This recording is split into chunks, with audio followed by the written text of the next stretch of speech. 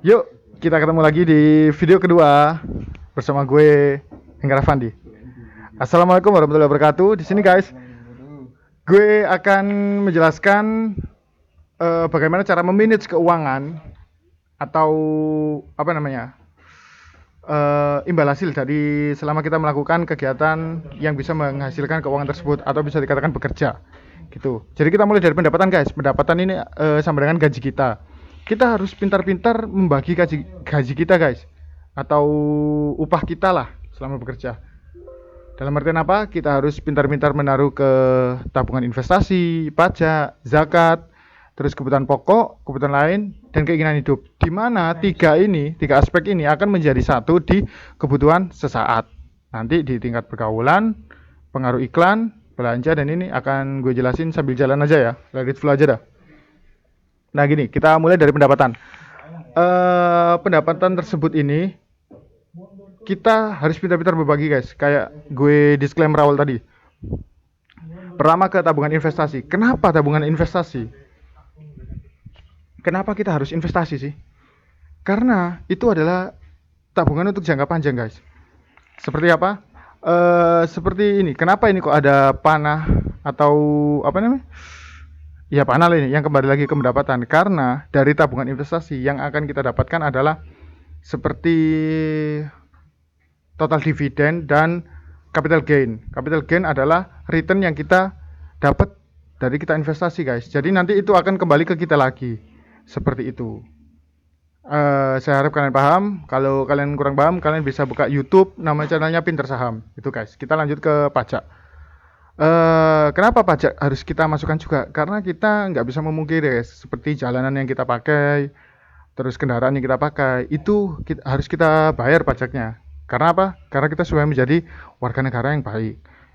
Terus ke zakat. Kalau zakat ini sih kalau menurut saya pribadi konvensional sih. Bisa ada ini yang menganggap penting atau tidak, tergantung keyakinan kalian masing-masing. Tapi kalau kalian memang mayoritas di sini, ini sangat penting guys. Gitu.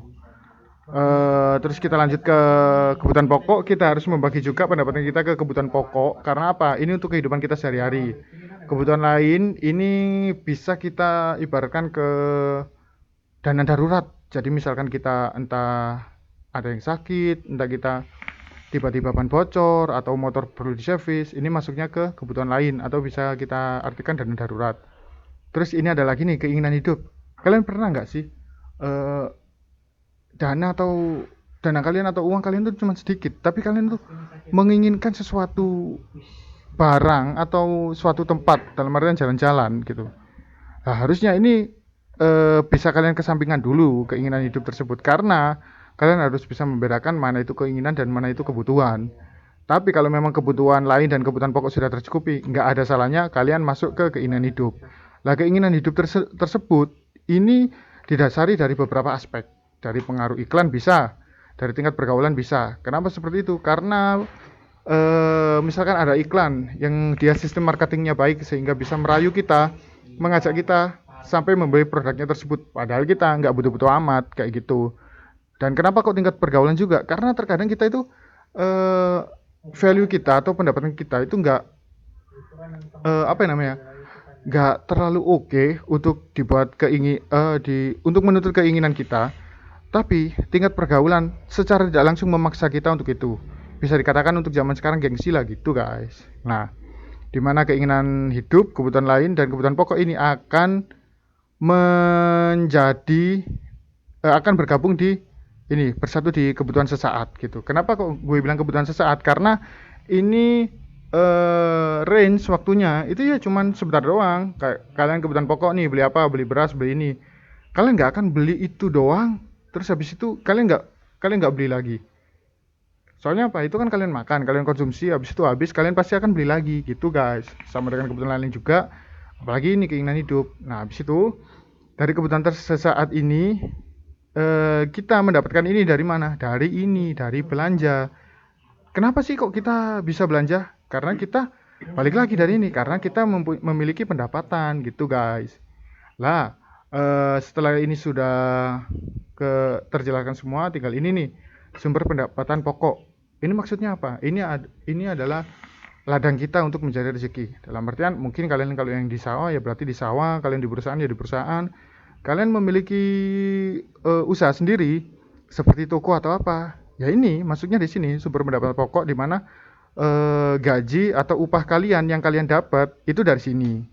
Ini nanti masuk ke pendapatan langsung lari ke sini ke sini ke sini. Lah, itulah dan inilah yang disebut CLD atau bahasa Indonesia itu diagram sebab akibat, dan ini yang sedang kita bahas ini adalah